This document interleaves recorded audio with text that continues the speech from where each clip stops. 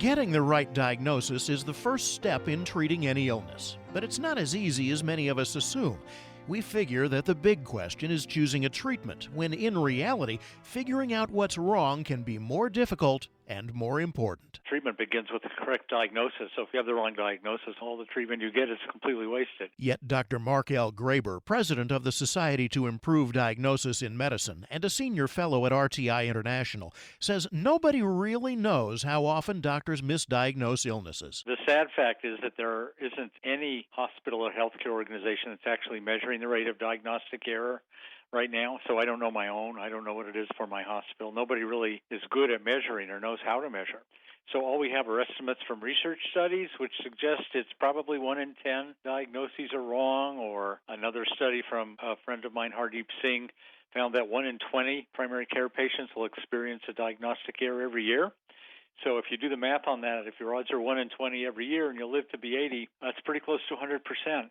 Because of the prevalent nature of misdiagnosis, it is likely that most of us will experience at least one diagnostic error in our lifetime, sometimes with devastating consequences. That's Dr. Louis Levy, Senior Vice President of Medical Affairs and Chief Quality Officer for Best Doctors. He notes a new report released by the Institute of Medicine, an authoritative advisor on health care to the nation. The report finds that misdiagnosis is a neglected problem despite its importance. I believe that the IOM report has clearly shown a very bright spotlight on this issue.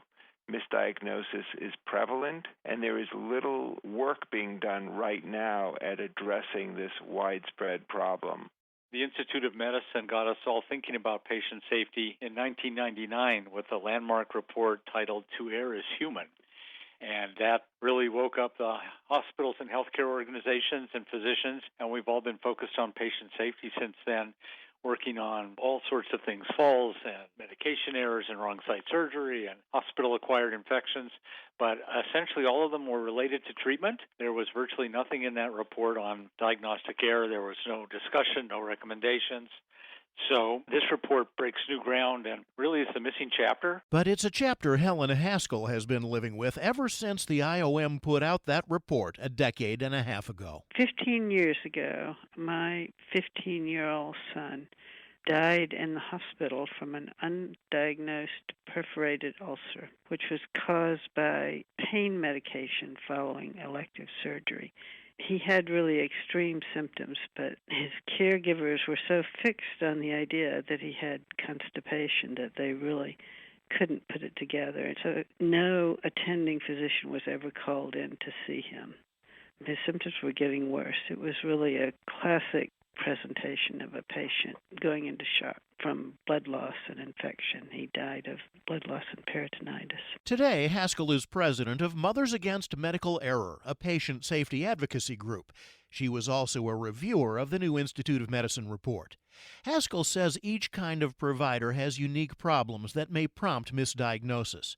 Primary care providers, for example, are very different from major medical centers, which she says can sometimes be simply too big. The care is so fragmented and there's so many people working on it, and so they do tend to stick with the first thing that goes into the chart.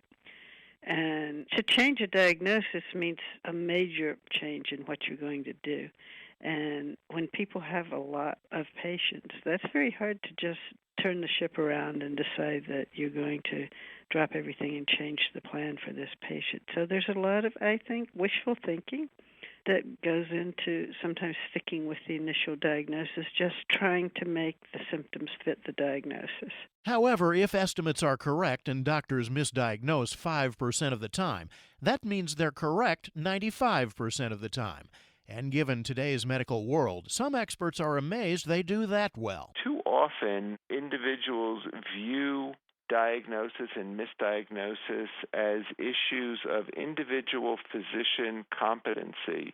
And I think that one of the key findings of the report is that a lot of the root cause of misdiagnosis has nothing to do with individual physician competency. In fact, it makes the point that doctors in general are actually very good at making diagnoses. So what causes the misdiagnosis? A lot of this has to do with the way in which healthcare is being arranged and being practiced. So there are very practical steps that one can take around the structure of medical care that I believe will help to dramatically reduce the rate of misdiagnosis in the U.S. Doctors are human, and we make the same mistakes in medicine we make in our everyday lives. We kind of jump to conclusions, and we assume we know what's going on when we may not. We think we're in one context, and we're really in another. It's kind of like when the pilot thinks there's no ice on the wings, but there is, and then there's an airline accident.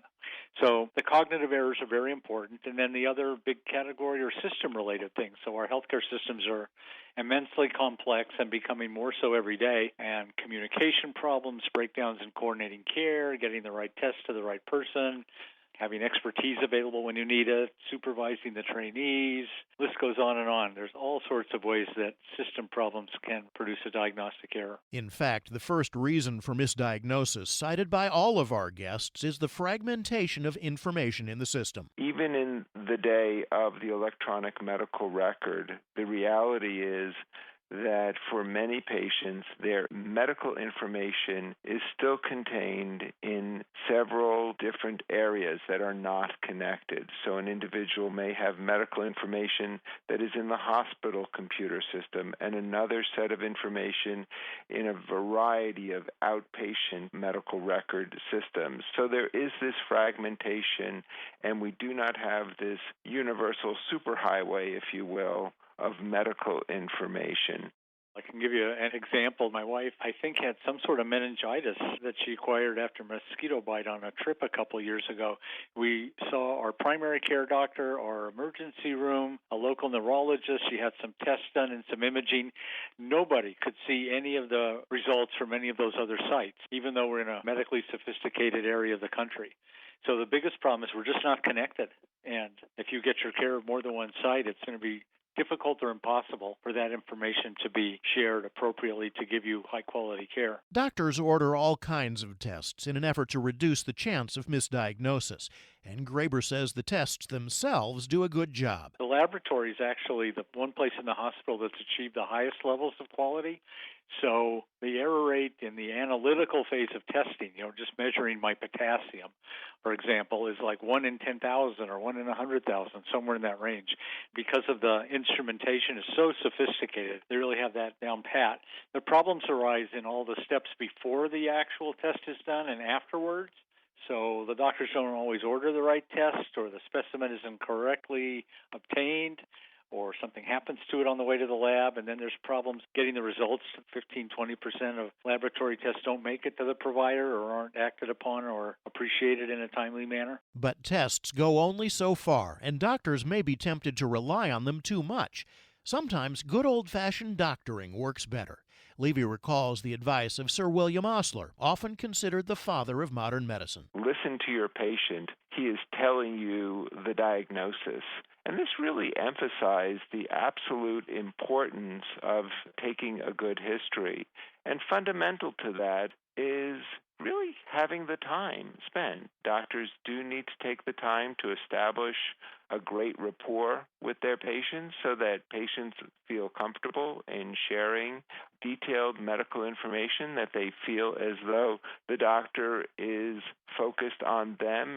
I think a good history and physical examination of a patient can probably tell a doctor or another healthcare professional more than a test. Tests are great for confirming suspicions, and sometimes they are definitive. I mean, you want to know if the arm is broken or not. However, Haskell admits if avoiding misdiagnoses requires a good history and a good physical, that puts a lot of responsibility on the patient. That's one of the things that we really have to do, is to be very clear and concise when talking to a doctor. And particularly if you're in an outpatient setting, you've got 7 minutes. If you're in a hospital, you probably have even less. But you really have to have your thoughts organized when you talk to the doctor so that you can explain to him what your main concern is and what you're worried about, how your problems came about, and what you've done about it, what you think it might be.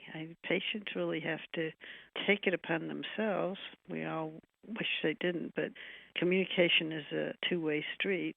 The report from the Institute of Medicine envisions patients becoming much more active partners in the diagnostic process, which we think would be very valuable, and it would help provide a safety net, if you will, for catching diagnostic errors. So if patients, had a better understanding that we're always just playing the odds and knew how to get back if their symptoms didn't resolve or didn't respond to treatment, we think that would be very powerful in terms of preventing diagnostic error. But there's a little tension there because we don't want to be a burden to patients, and for some patients that would be perceived as a burden. And it's absolutely correct. I think the medical profession, it's their responsibility. It's our responsibility as physicians and leaders of healthcare organizations to improve the system. We shouldn't put that burden on patients, but we're just not there yet. So until we get there, I think it's very important for patients to be as involved as they're willing or interested to be. To do that, Haskell says patients need to stay skeptical. One of the things that I tell patients is that you have to doubt not just the doctor, but yourself.